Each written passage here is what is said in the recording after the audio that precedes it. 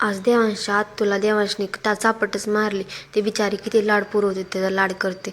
मग काय सॉरी म्हणला आणि उठीबशी काढायला लावली. उठीबशी केली. बिचारी किती लाड करते बघा देवांशचा. आणि त्याला घेऊन उचलून लगेचच बाहेर गेले फिरायला. आणि इकडं काय देवांश गाडी खेळता खेळता गाडीवरून पडला. आणि इकडं मी देवांशसोबत मस्ती करत बसले. थोडा वेळ खेळत बसले. देवांशला विचारलं कुठं मारू झपका, तर हा म्हणायचा इथं मार इथं. कुठं मारू झपका, तर इथं मार इथं.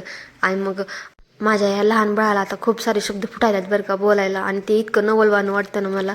आम्ही 5-6 वाजताच्या टायमाला थोडं बाहेर जोत्यावर जाऊन बसलोत, तर काय पावसाचं आगमन झालं. मग काय पळतच गेलोत घरात पटकीन.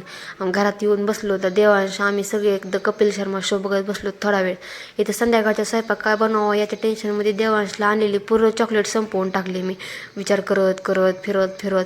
आणि मग सुचलं आता काय बनवावं म्हणून म्हणलं आता सुचवलं, म्हणलं चला आता बनवू. आज काय सुचना भाजी स्वयंपाक काय करावा, म्हणून आज विचार केला खिचडी भात बनवावा. घरात आले बघते तर काय लाईट गेली होती. मग टाकली तांदूळ कुंजळाची भाजी शिजायला. इकडं देवांशा भात शिजायला टाकला.